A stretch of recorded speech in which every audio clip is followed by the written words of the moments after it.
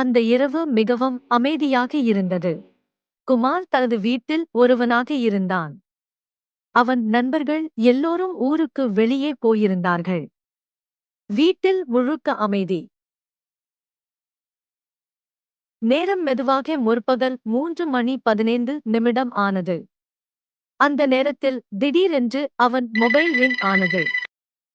அவன் தூக்கத்திலிருந்து எழுந்து போனை பார்த்தான். Unknown number. இந்த நேரத்தில் யார் அழைப்பாங்க என்று அவன் சற்று கோபமாக பேசிக்கொண்டான். அவன் காலை பிடித்தான். ஹலோ. சில வினாடிகள் முழு அமைதி. பிறகு மெதுவான குரல் ஒன்று கேட்டது. குமார். குமார் உடம்பு நடுங்க ஆரம்பித்தது. யார் நீங்க என்று கேட்டான். அந்த குரல் மீண்டும் சொன்னது. நான் உன் வீட்டில்தான் இருக்கேன். குமார் உடனே எழுந்து லைட்டை போட்டான். அறை முழுவதும் பார்த்தான். யாரும் இல்லை. அவன் சிரித்தான். யாரோ நண்பன் பிரான் பண்ணுறான் போலையும். அவன் மீண்டும் படுக்கையில் படுத்தான். அந்த நேரம்.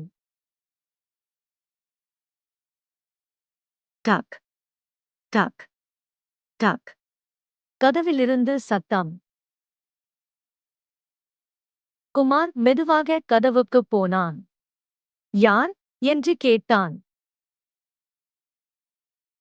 பதில் இல்லை. அவன் கதவைத் திறந்தான்.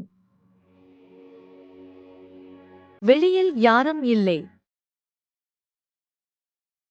ஆனா தரையில் ஒரு பழைய புகைப்படம் இருந்தது.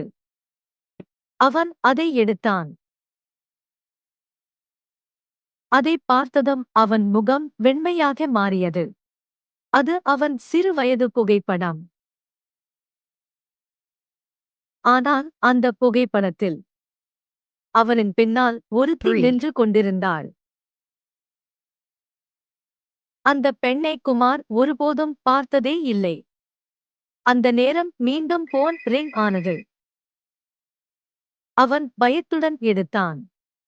அதே குரல். இந்த முறை சிரித்துக்கொண்டே பேசினது. புகைப்படம் பார்த்தியா? குமார் நடுங்க ஆரம்பித்தான். யார் நீ?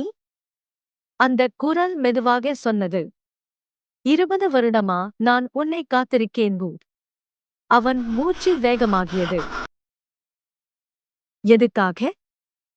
சில வினாடிகள் அமைதி. பிறகு